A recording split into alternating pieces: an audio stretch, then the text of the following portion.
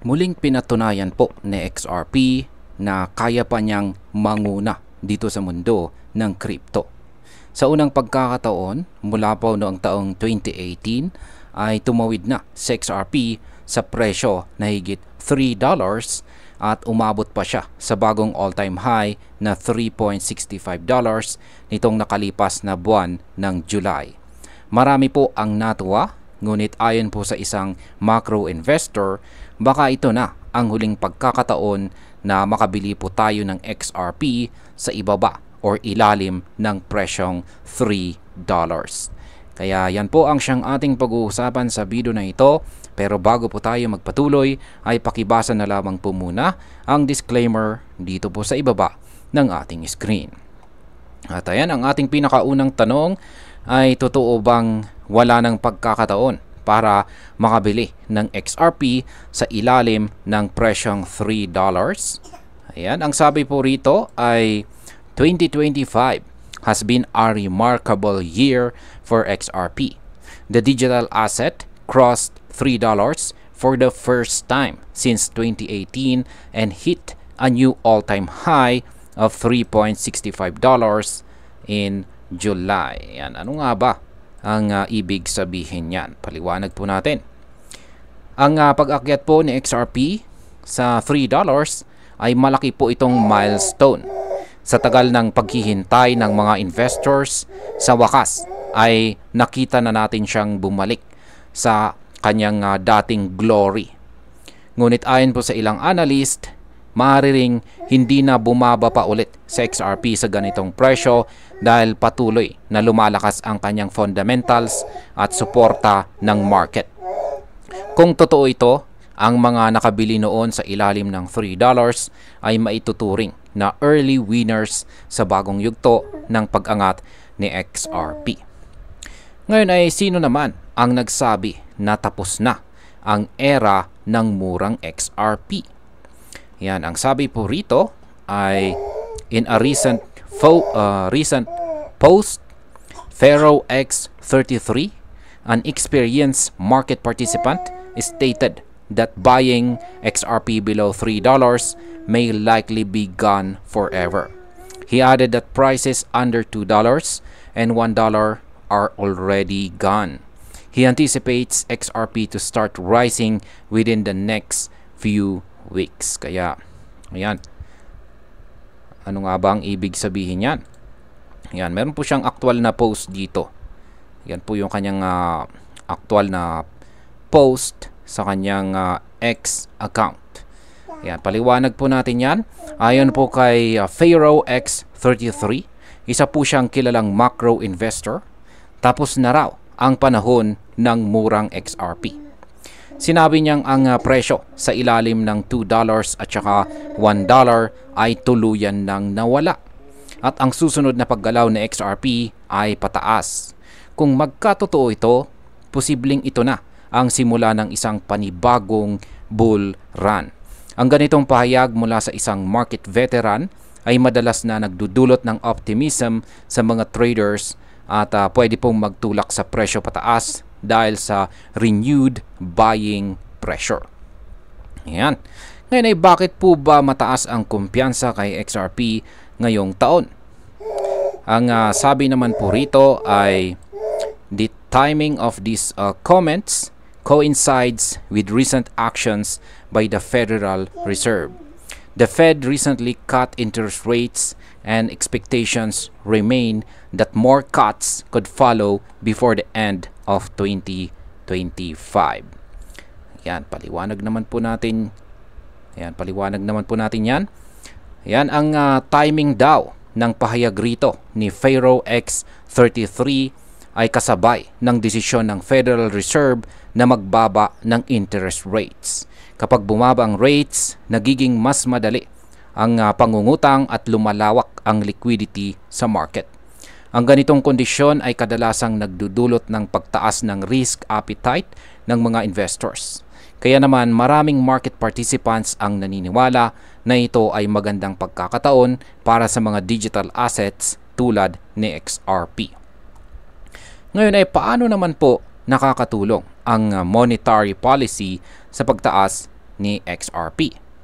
Ayan, ang sabi po rito ay lower borrowing cost tend to increase market liquidity and risk appetite, providing favorable conditions for assets like XRP. Ayan, ano naman ang ibig sabihin yan? Kapag mababa po ang borrowing cost, mas malakas ang galaw ng kapital. Ibig sabihin, mas maraming pondo ang pumapasok sa risk assets gaya ng cryptocurrencies. Dahil dito, si XRP ay nagiging mas kaakit-akit dahil bukod po sa mabilis ang kanyang transaction speed, efficient din siya sa settlement. Sa ganitong environment, posible pong tumaas ang demand kay XRP at kapag dumami ang mga pumapasok na investors, natural na tataas din ang presyo. Ano naman po ang inaasahan ng mga institutions sa ganitong sitwasyon? Yan, ang sabi po rito ay as institutions seek digital assets capable of serving large-scale financial functions, the combination of easier monetary policy and structural strengths could significantly lift demand. Ayan, ano nga ba ang ibig sabihin yan? Kaya paliwanag natin. Sa panahon ngayon, maraming institutions ang naghahanap ng digital assets na kaya ang malakihang operasyon. Dahil dito, si XRP ay nasa tamang posisyon. Ang kombinasyon ng mababang interest rates at solid structural design ng XRP ay nagbibigay ng advantage sa kanya. Ang ganitong kondisyon ay pwedeng magbunga ng mas malakas na demand mula sa mga bangko at financial firms. Kung mangyari po ito, mas lalong lalakas ang posibilidad ng long-term price appreciation ni XRP. Ngayon ay may epekto rin ba dito ang mga posibleng XRP ETF? Yan. At ang sabi po rito ay a key point of focus for investors is the potential approval of spot XRP exchange traded funds or ETF, as the SEC has multiple decisions deadlines this month. Approval of such products would represent a milestone for institutional adoption, as it would provide large investors with regulated access to XRP. Yan. Paliwanag po natin kung ano ang ibig sabihin yan. Isa pang malaking dahilan ng excitement sa market ay ang posibilidad na maaprubahan ang spot XRP ETF.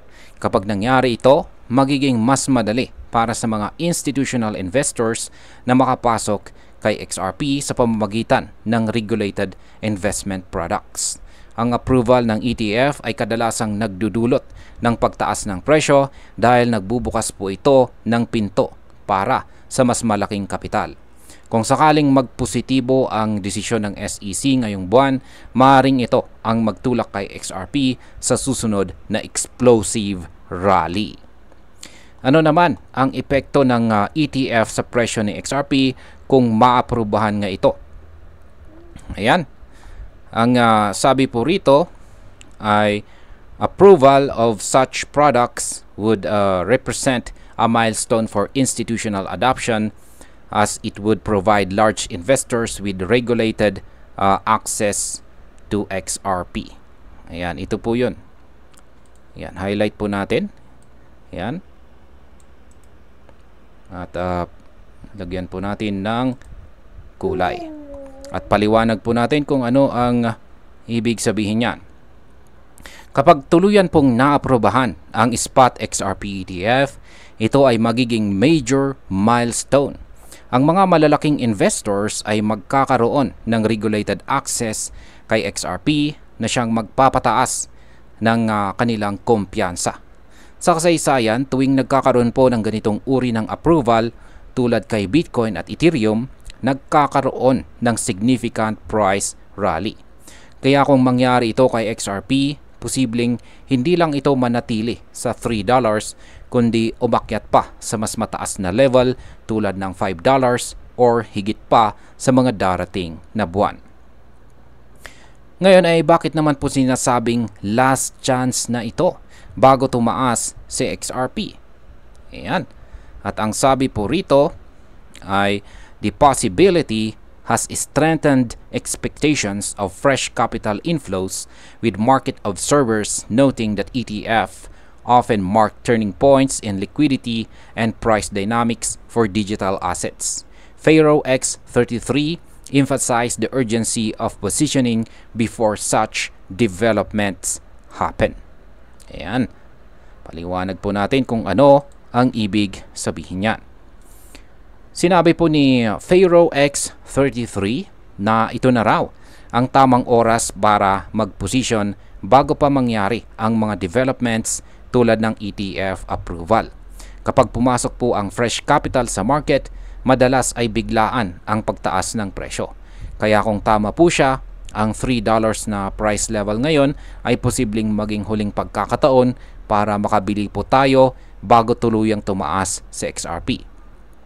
Para po sa atin bilang mga traders at investors, ito ay nagdudulot po ng FOMO or fear of missing out na pwede pong magpalakas pa ng buying momentum. Ngayon ay may ebidensya bang sumusuporta sa kanyang prediction? Yan, ang sabi naman dito ay in early January, a prominent community member predicted that XRP would cross the $2 mark and not return. And the asset has spent much of 2025 well above this level. XRP is trading at $3.02, and if Pharaoh X33 is right, the next breakout in a few weeks might be the last time XRP trades around $3. Ayan, ano naman ang ibig pong sabihin yan? Noong January pa lamang, may prediction na si XRP ay tatawid or magko-cross sa presyong $2 at hindi na po babalik. Ngayon patuloy po siyang nagtitrade sa ibabaw ng presyong $2 na nagpapatunay na unti-unti nang nawawala ang mga murang entry point. Kung sakaling magpatuloy ang momentum at tama si Pharaoh X33, ang susunod na breakout ay maaring magdala kay XRP sa panibagong all-time high. Kaya sa market perspective, ito ay makakaakit ng mas maraming traders na gustong sumabay sa trend. At bilang panghuli, ang opinion ko naman po tungkol dito para sa atin bilang mga traders at investors ay malinaw na malaki po ang potensyal ni XRP sa mga darating na buwan. Ang kombinasyon po ng favorable monetary policy, posibilidad ng ETF approval at lumalakas na institutional interest ay mga indikasyon po ito ng posibleng major rally. Kung totoo ang sinasabi ng macro investor, baka ito na nga ang huling pagkakataon na makita natin sa XRP sa ilalim ng presyong $3. Kaya sa ganitong sitwasyon, mahalaga na maging mapanuri po tayo sa timing ng market habang nakatutok sa mga susunod na developments. At ayan, hanggang dito na lamang po tayo sa video na ito mga ka-crypto. Maraming salamat sa panunood.